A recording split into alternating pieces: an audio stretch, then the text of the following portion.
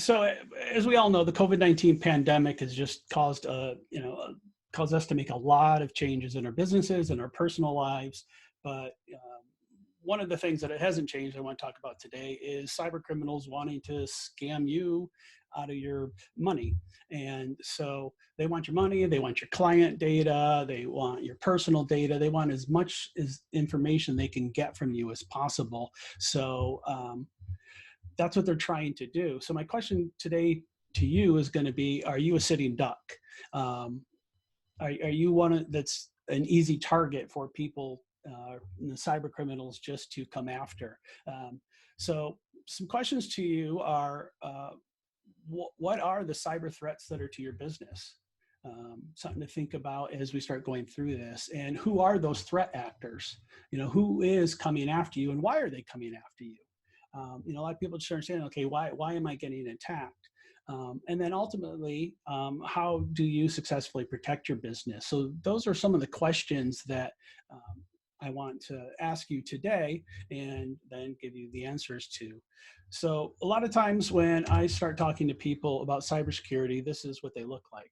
They all bury their heads in the sand and think that, you know what, if I don't see the problem, there is no problem, and just hoping that the problem will go away. But the problem isn't going away. The problem is just becoming more and more prevalent. Cybercrime is continually rising every single year. And so we have to keep up with that cybercrime attacks with protecting our own business. So first, a little bit about myself. Winota gave a little introduction, but I've been in the IT field for over 25 years, 23 years at my own company.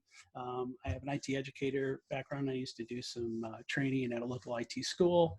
And then I just believe in giving back, whether it's through the chamber, my church, the community. So that's just a little quick about myself. But I want to start back, just kind of take it back in the beginning of time. Crime's been around since the beginning of time, and it's only gotten progressively worse and more opportune. I mean, you start back in the caveman times, and it was just one guy attacking another guy, give me your stuff. This guy's taking, wanting to steal the food from his fellow caveman, and it was at a small scale. It was just a small scale crime, usually 1-to-1. Fast forward in times, and all of a sudden banks are prevalent. So criminals realize, hey, I can get to these banks, I can get all this money in these banks, and so now let's go steal from banks. And instead of stealing from one person, I can steal from hundreds of people. But then the banks got better security and more protected, so they're like, hey, let's go to trains. So they started robbing trains and stagecoaches because they had very low security, and so it was much easier for them. Fast forward to today, and we have the internet. Now criminals don't have to go anyplace. They have very low risk when they attack us, and they can basically just sit on their couch if they wanted to, and they have access to literally trillions of dollars out on the internet.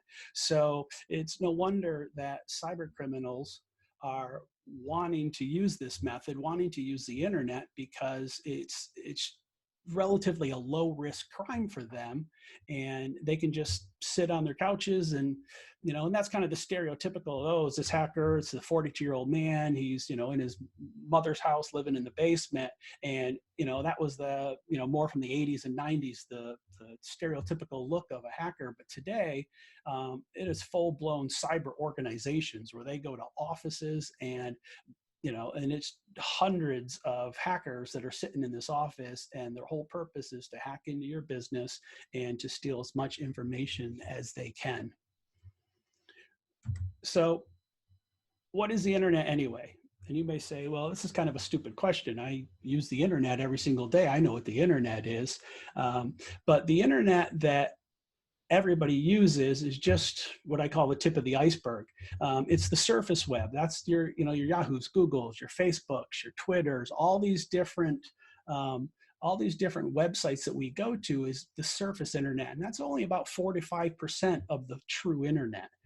Below that, underneath the surface, is the deep web. And this is where all the universities, government, banks, they use this deep web, and it's a little bit or a lot more secure and secretive, and just allows them to do all their transactions. But even deeper is the dark web, and the dark web is where all the criminals hide out.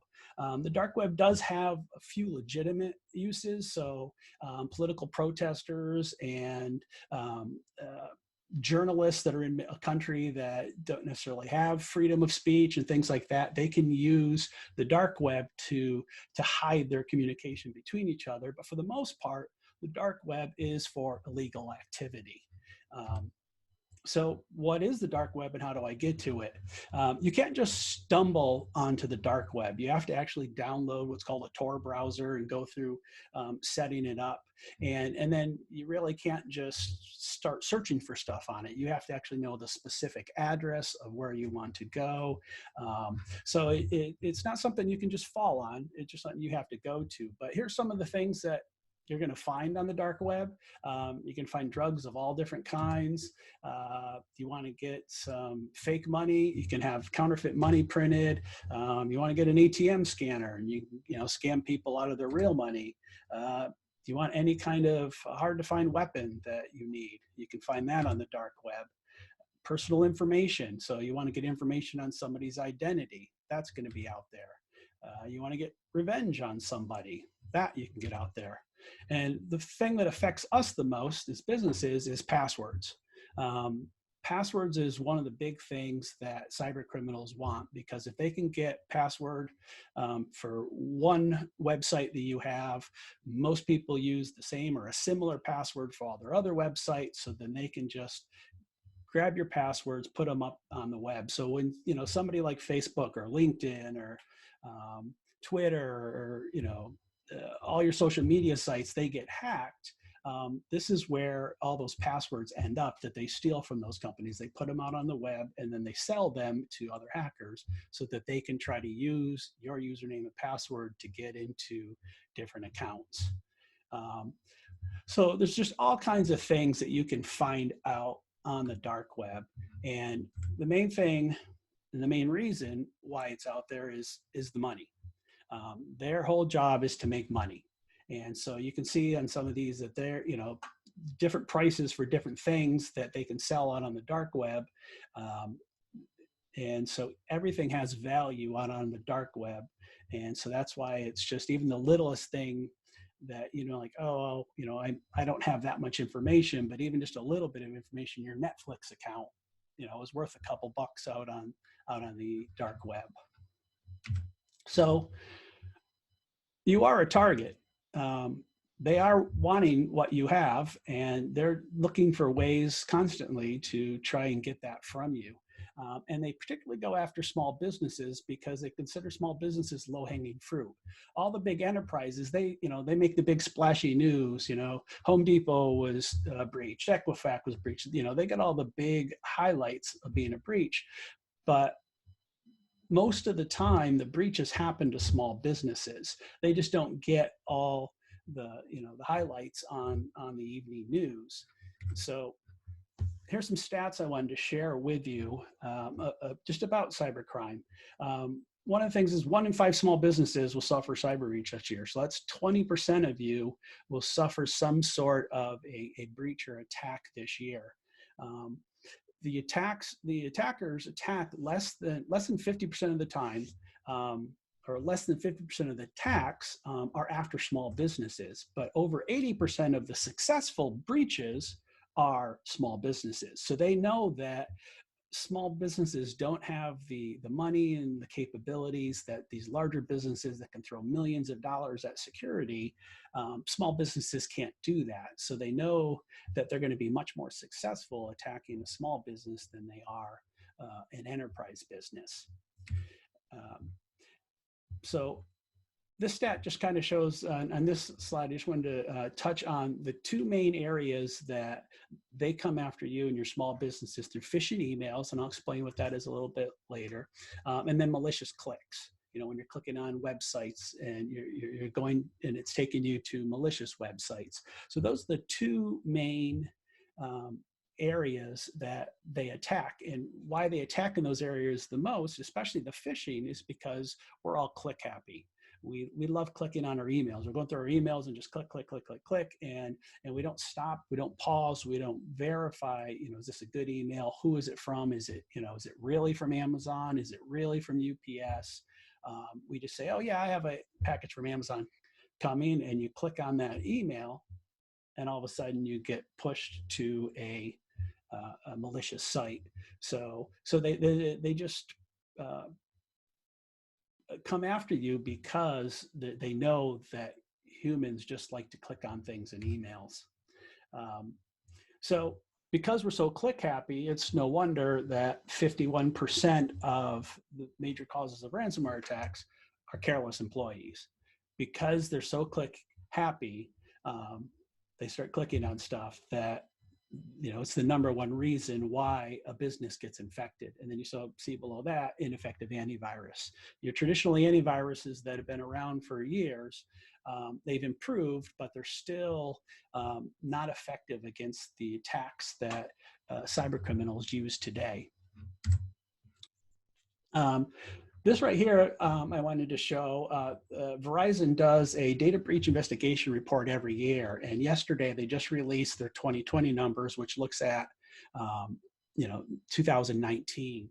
And so they analyzed over 157,000 companies that were attacked by cyber criminals, and they of those they found 4,000 confirmed data breaches that happened. And so I just want to focus on that top one of 86% of the breaches were financially motivated. That's, as I've been saying, that's what they want. They want your money, and so they want whatever they can get from you to get to your money or to your client's money. 43% were web applications. As more and more people are going to the cloud, a lot of businesses are moving away from servers, going on the cloud. Smaller businesses are already on the cloud, that they're using more and more web applications to attack you. Office 365 is one of the biggest email and collaboration cloud apps out there. And because it's so large, it's also one of the more attacked apps. And so they'll use that. So a lot of times you'll get these fake Office 365 login screens that will pop up because they're trying to get that information for your Office 365 account. And then ultimately, they're there to steal your credentials too. And then I just want to show you this slide just to show you who some of those top actors are. And you'll see that almost 60% of those that attack you are organized crime.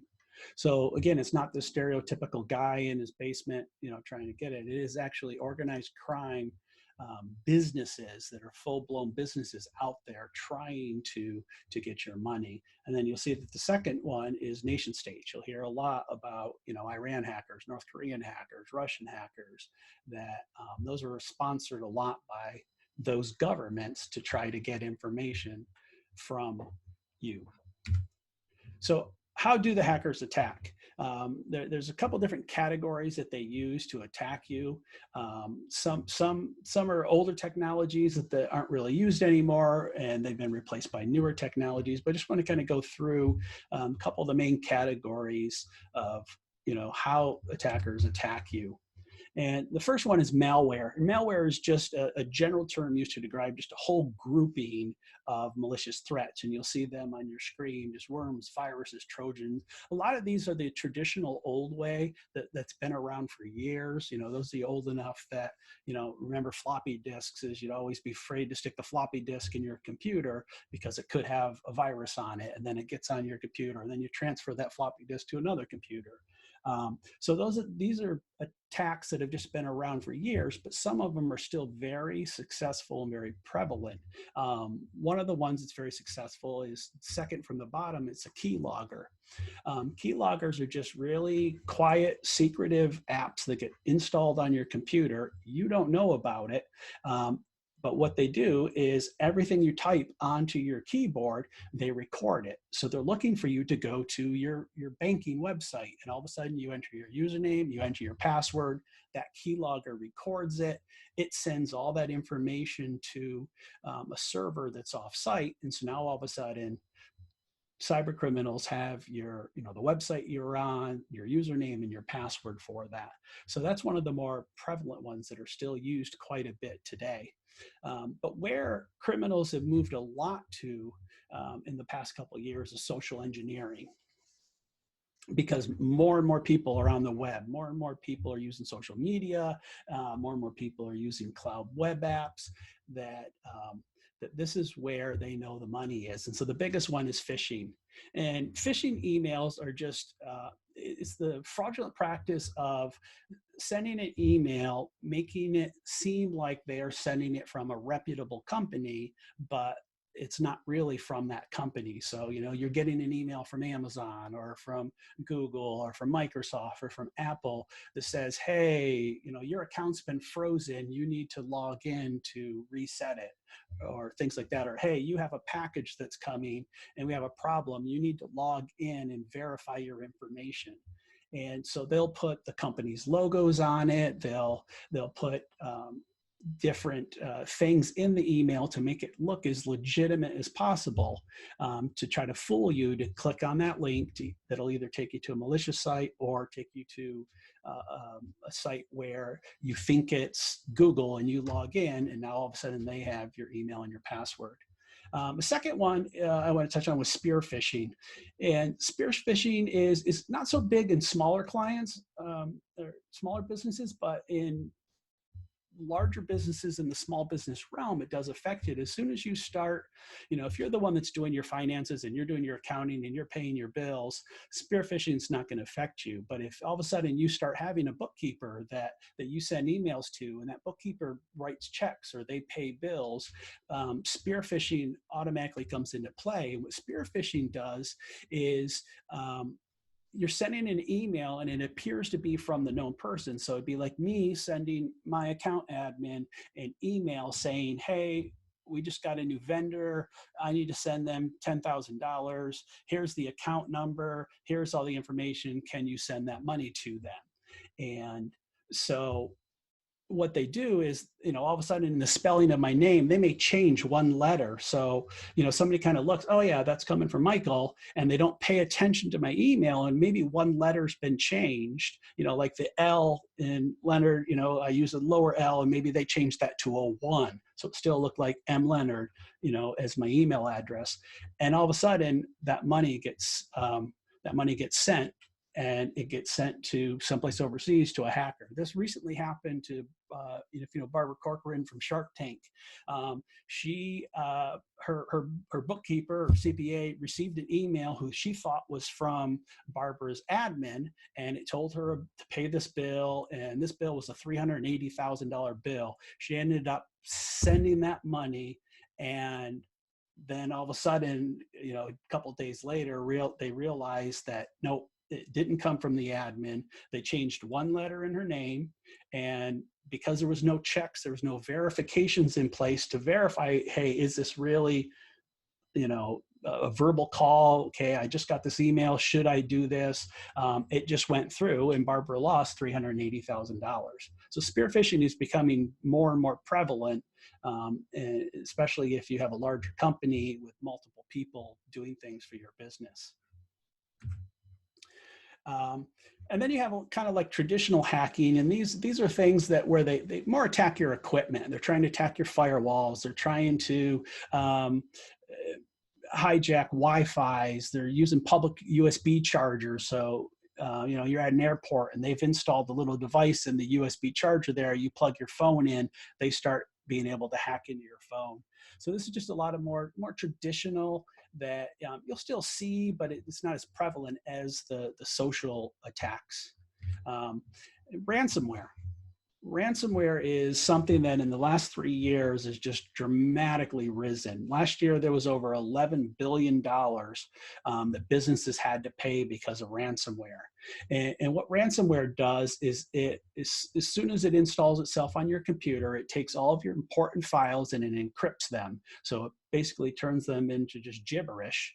And then all of a sudden, like this message you see on your screen, a warning message comes up and it says, hey, your files have been encrypted. If you would like to get them restored, you'll need to send us a certain amount of Bitcoin. And this says like 1 Bitcoin. And depending on what the cost of Bitcoin is right now, it's in the thousands. I think it's like $5,000-$6,000 right now. It's close to $10,000. Thank you. That all of a sudden now you're going to have to pay $10,000 to unencrypt all of your data. And the whole goal of this is to get money out of you. So they're going to do their best to give you, you pay up, they give you the decryptor and it decrypts your files. But, statistics have shown that even doing that 25% of the time, it still doesn't work and you don't get your data back. So this is something that's been very prevalent. And this usually happens because of a phishing email, and you click on that link and all of a sudden it takes you to a malicious website, downloads the ransomware and installs it. And then the last scam I want to cover is just what's with, because of COVID-19. Criminals are just opportunistic. And so, they see this is a great opportunity to take advantage of people's fears and people's confusion. And so they are out in force to try and attack you. These I pulled out yesterday, and these are just some of the headlines in the last 7 days that are showing. And there are literally dozens of them. So I just kind of pulled a few out. But you can just see as you look at this that they're out in force, and they're trying to use this pandemic to try to fool people into giving up their credentials or giving up their money. And some of the ways that they are doing it is they're impersonating government offices. So the CDC, the WHO, your Orange County Health, just different government agencies are trying to impersonate them to give you disinformation or take you to fraudulent websites that you want to look at. People that have applied for the EIDL loan or the PPP loan, a lot of times they're impersonating your bank saying, hey, there's a problem with your PPP loan. And so you need to log in and check it, verify your data. And so, if you're not with Wells Fargo and you get it from Wells Fargo, you think nothing of it. But if all of a sudden you bank with Wells Fargo and you get that email from Wells Fargo, but it's a fraudulent one, then all of a sudden you're much more susceptible, and a lot of times people are going to click on that. Some other things they're doing is fraudulent cures and tests, free tests, free this, we have it everywhere. Counterfeit medical equipment, fake websites for donations. One of the things that the ICANN, they're what kind of controls the internet names when people get a domain name. And in March, over 100,000 new names that had COVID, coronavirus, for websites and everything were created. So a lot of those were legitimate, but most of those were for illegal reasons or for reasons to attack you. So the coronavirus scams, this is a map from Microsoft that just kind of shows that every single country in the world has had at least one COVID-themed attack. The United States, since it's one of the wealthier countries and one of the more populous countries, it's got multiple attacks. So there's different attacks every single day that they're coming out with, and I'll see a lot of them come through my security app of just like, hey, be aware of this threat, be aware of that threat, and just a constant list. So they're continually trying to take advantage of you during this time. So now what? I've kind of told you about who the threat actors are, why they're attacking you, and the means that they attack you. So what can you do? This right here, whoops, sorry, got click happy. This right here is what criminals think of you and your employees. They just kind of look at you of like, oh, you guys aren't smart, you don't know what you're doing. And so small businesses become a huge target for them because they know, as I said earlier, just your easy pickings, that it's easier to get into your network than it is to get into these large enterprise networks. So as cybercrime evolves, you also, you need to evolve with it. You don't want to be these people, kind of like that first slide earlier and everything. You don't want to be just sticking your head in the sand and trying to avoid the problem. Um, a lot of people when I talk to about security, they're always saying, I'm not big enough. They don't want anything I have. Um, it's not going to happen to me. I'm too small. And these are just a lot of common beliefs that I hear. And unfortunately, they're all wrong because they are wanting to get you. And they know that since you're an easy target, that it's much easier to get stuff from you because you are small than to try to go after the large businesses. You got to remember your data, everything that you have is worth has some sort of dollar value that they can sell it for. So what can you do? You're going to have to take control. That's the threat's real. The real question is, how are you going to respond to that threat? And there is no technology out there that is 100% effective. So you can't just say, oh, I'm going to buy an antivirus, or I'm going to buy this security software, that security software, and it's just taken care of. You really have to take a multi-pronged approach to it because, as you saw earlier, 53% of the attacks were successful because of human error, because employers are making a mistake. So you are a major factor in this. And so technology, you could have the greatest technology out there or spend millions of dollars on your technology like these large enterprises do and still get hacked. So there's 4 things that you can do. And I'll be talking about avoiding, reducing, transferring, and accepting the risk. The first thing that you can do is avoid the risk.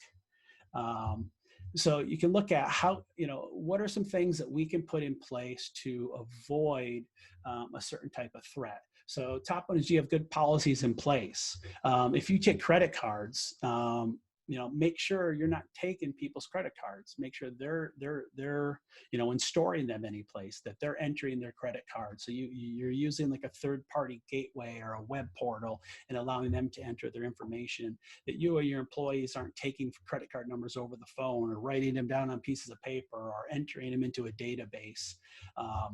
Do you have policies around wire transfers? If Barbara Corcoran had a good policy that anytime her bookkeeper received an email like that there was a verbal call back to the admin that said, hey, I just received this email. Is this legit? It never would have happened because they had no policy around wire transfers in place, this happened. And then policies around employee internet. Are your employees able to go any place on the internet when they're at work, or do you have it locked down and have it protected so that there's only certain sites that they can go to while they're at the business, and then they can go to all those other sites on their free time, on their phones, on their home computers, but during business hours at your office, they're locked down. And then not using public Wi-Fi. This is the big one. People especially those of you who are just traveling constantly and going from client to client, and you need to stop and work for a little while, going to your Starbucks or your favorite coffee place and using their Wi-Fi. They're open, and so hackers can attack you through that open Wi-Fi. And so you see in parentheses I put, unless you have an always-on VPN, and always on VPN is an app that you get. There's a couple of them out there. The 2 best I think out there, one's called Nord VPN, Nord, and the other one's called ExpressVPN. And they're apps that run on your computer, on your iPads, your Android phones, your iPhones, that once they're turned on, they're always connected to the VPN service. So everything is encrypted. And so if a hacker tries to get information, all they're going to get is gibberish, because they can no longer read the traffic coming in and out of your mobile devices. And then you can just kind of see just some of the other things that you can do to avoid it. The second thing you can do is reduce it. And reducing it, this is kind of where mainly technology comes in place. But this is where having a good relationship with an IT provider is good, because an IT provider can take care of a lot of this for you. And on the second point, you see it's no longer good enough just to have an IT guy. A lot of times I'll go into businesses and they're like, oh yeah, my cousin's son, he's in school, so he does over IT, or, this guy down the street does it. And they just have like, this guy that does it. And that's great for, installing new computers and updating computers, things like that. But when you want to look at the security of your business, you want to look at a true IT or security company that understands security, understands how to protect you, and is going to do what's best for your business in a security standpoint. Backup. I can't say that enough. For ransomware, that is the number one deterrent, because if you're on your laptop and you back up your computers faithfully, and all of a sudden you get ransomware, well, depending on what your backup software is, you can kind of wipe your computer out, restore from your backup, and you're up and running in a matter of minutes. And especially the same thing with servers. We have backups running on all our servers, and they do a continual backup throughout the day. So it's not just an evening backup or a morning backup. They're usually every hour they're backing up. So we've had a client that they got ransomware, and we were able to go in, we were able to take their server offline, delete the folders that were all encrypted from the ransomware, restore from backup, put the server back online, and within an hour, they were back online. Where I've gone into companies that don't have backups, and I've had to be the unfortunate person to tell them, I'm sorry, you're never going to get your data back. I went into a dental office about 6 months ago, and with the extra person, they called us out of like, hey, we got hit with ransomware. And I went in and started talking to them and asking them these questions. Did you have backups? No. Did you have your data anyplace else? No. And I just had to look at them and say, I'm sorry, you've lost it. And they lost like 12 years of data, and a lot of it was patient data. So now all of a sudden they're non-compliant with HIPAA, and and there's a HIPAA violation there because they've lost patient records. And so now all of a sudden they have to turn around and report to OCR that they have a violation. So backups are a major saver of especially against ransomware. And then layers of security. So many times I talk to people and they're like, yep, I have antivirus, I'm good. And antivirus sits on your computer. So antivirus should be your last line of defense. You want layers out further from your computer and from your servers that are protecting you. In fact, you don't even really want any threat to come into your network. So you want to stop it out further. So there's things like DNS web security. This is software that all of your internet traffic goes through security servers, and the security servers go out and they look and say, is this website you're going to, is it a legit site or is it a malicious website? And if it's a malicious website, all of a sudden you'll get a pop-up in your browser that says, hey, we've stopped you from going to this website. It's a malicious website. And so it's protecting you before you even get someplace. And then your firewall or your router that's, is right on the edge of your network. It connects your network to the internet.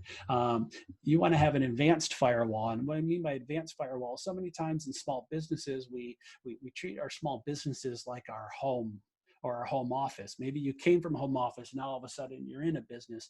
And so, you went down and you bought the $7,500 router or firewall at Best Buy, and that's how you're going to treat your business. Where your business, you want to take the next level, and you want to get business level firewalls that have security software on them that do a lot more than just your simple home networks.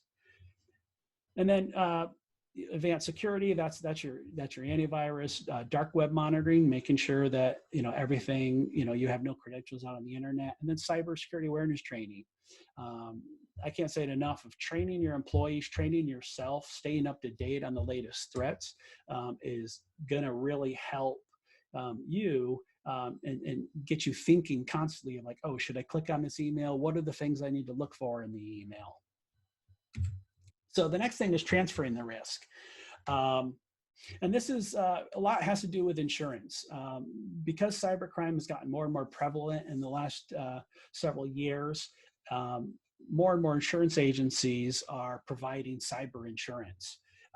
And it's usually something you have to ask for. You know, a few of them included in your basic business insurance, but it's something that you usually want to have like a special rider that you can get cyber insurance. And cyber insurance will pay for like an IT guy to come out to do the removal and retrieval. If there's any data loss, it'll help you with it. Ultimately, some of them, if you don't have backups and you have ransomware, the cyber insurance will actually pay the ransom. So that's one of the things that they do if, you know, ultimately you can't retrieve the data without paying for it. And so just talk to your agent about that. And then know your vendors. So many times we're all on the cloud, you know, especially if you're using like G Suite, Office 365. Those companies aren't really responsible for backing up your data. So they're responsible for maintaining the data and the servers and all that, but they're not really responsible for backing up, you know, your emails, your contacts, your calendar, your tasks, your documents. So knowing that with your vendors and looking for ways that, you know, you can back up that cloud data. And the last one is accepting the risk. Ultimately, it's your problem. It's your business. You have to care for, you know, the problem more than anybody in your business, and then just kind of keep preaching it to all of your employees of, you know, taking on better security management. So here's a couple things you can do. Good, strong passwords. Good, strong passwords are a must. And here's some of the things I see a lot is people use the same password, or they use a variation of it. Oh, I'm going to add a, you know, 19 onto the end of it, or I'm going to add a $sign, or I'm going to add this. And hackers know that. And so if you use a password at Netflix, they're going to try that password and variations of that password on all the different websites out there. And, you know, so they know, oh, some people, they, you know, to change their password, they're forced to add a 1 to it. The next time they'll add a 2 to it, or they'll add a $sign.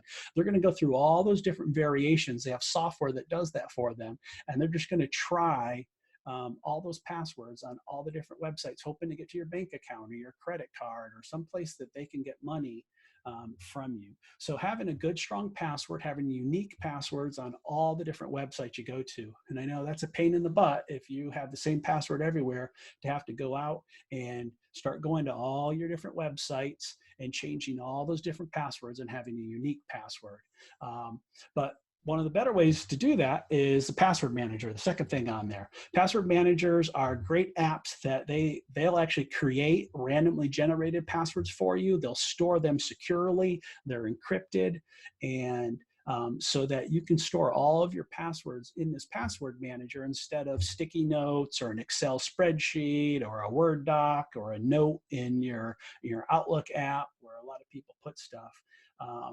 Move it all to a password manager and let it manage it. It will, when you go to websites, it'll automatically enter your username and password for you into those websites. So that's something that will just help you create good, strong passwords. And then two-factor, multi-factor. Some of you may be familiar with this, but most may not, is when you log into, let's say you log into Facebook, you enter your username and password. With two-factor, multi-factor authentication, what it does is when you enter your username and password, it says, hey, you need to now enter a code on your Facebook app. And so like on your phone, there's a code generator, and it's a 6-digit code, and you enter that, and then they let you log in. A lot of times you'll see it with your bank. They'll usually do it through a text message to your phone.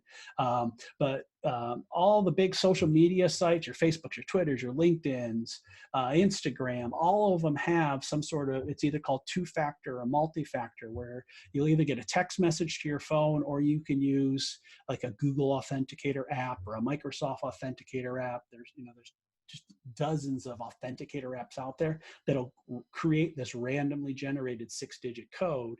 And it's just one more wall or barrier that you're putting up to stop criminals from accessing your accounts. Because now when you log in, even if they get your username and password, they still can't log into your account because they have to have your phone and they have to have the code that's on your phone. Some other things to do is get login alerts for your bank. I mean, I have it set up on all my credit cards, all my banking accounts that I'll get alerts for any type of transactions. And you can kind of set thresholds for what you want it to be, so you're not getting alerted for everything.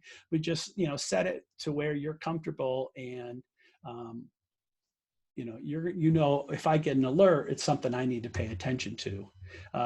Passcodes on your phone. I still run into a lot of people that don't have passwords on their phone. And so many of the new phones that are either using like a touch ID or a face ID. Even moving to that is good, because then, you only have to enter your passcode certain times. And it's much quicker to access your phone by just touching it or looking at it.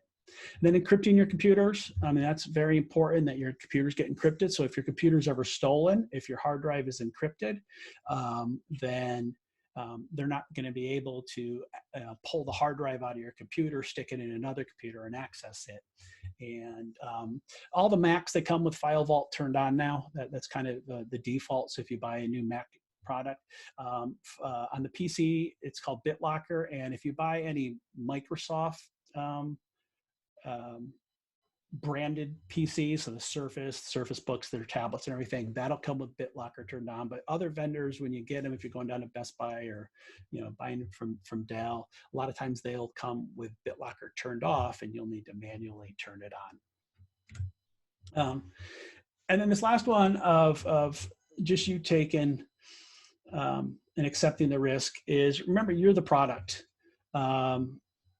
So many of you'll have targets and shopping apps and all kinds of different apps on your phone, and if you've given them permission, which is usually the default, that you walk by a Target, you walk by a Target or you walk by a Starbucks, and all of a sudden you'll get that little notification on your phone that says, "Hey, come in and buy this now." So it may be helpful to you that all of a sudden you drove past a Starbucks and you saw their latest special for that day. But that means they're also tracking you. So every time you go past a store that you have one of their apps installed on your phone, it's dinging your phone. And it's like, oh, okay, I see where they're at. And so they're able to start tracking where you're at. So just be careful with those apps. And be careful with just the data that you share, especially on social media. Hackers love social media because they can get all kinds of information, especially with passwords. People use your, their dog's names, their wife's names, their kids' names, and their passwords. And all of a sudden you're posting all that information on social media. They can use that to attack you. If you ever want to know, or be scared about how much information is out you on the internet, go to truepeoplesearch.com and enter your name, and you'll be surprised about how much information is out there. Even though you may try to keep things private, it's most likely out there. So just remember, you are the product. Be careful with what you share. So I want to end with just how I can help you. A couple things that I just wanted to offer to everybody today. The first one is just a free dark web scan. And I know some of you people have heard we talked before and you've taken advantage of this, but as I mentioned, a lot of times the passwords are out on the dark web. So we just offered this free dark web scan where you just provide me with your domain name, or if you have like a Google or Outlook or Hotmail or Gmail type email, just provide me that email address, and I'll actually do a search for you with our software that scans the dark web and just looks for any passwords that are out there, and I'll just give you that report for free. So if your password is on that report, I need to go out and change it. Second thing we're offering is just free security awareness training, especially during COVID and because of all these COVID attacks. That we have this annual training that we provide to our clients that it's about 60 minutes worth of training that teaches you, more in depth of just some of the things I covered today of, how cyber criminals are attacking you, how better to protect yourself. So if that's something you'd like to take care of, we're offering that, and you can just reach out to me. I'll have my information at the end of this. And then lastly, how I can help you is we have a 15 ways to protect your business from a cyber attack checklist. And this will kind of go into just many of the things that I talked about today: getting a security assessment, strong passwords, MFA, backups, and just give you a checklist that you can just take this and you can start going down that checklist and saying, okay, what are some things that I can start doing? Because the more boxes you can check, the more secure you're going to be. So if this is something you want, please just reach out to me and we'll send that to you. So ultimately, you're responsible for your cybersecurity. You're responsible for protecting your business. And if you don't continually work on securing your business, then you're going to be like this guy. You're going to be the sitting duck. You're going to be the easy target for cyber criminals. So reach out to us and especially get that checklist and just start working on the different ways that you can protect your business from the cyber attacks that are out there.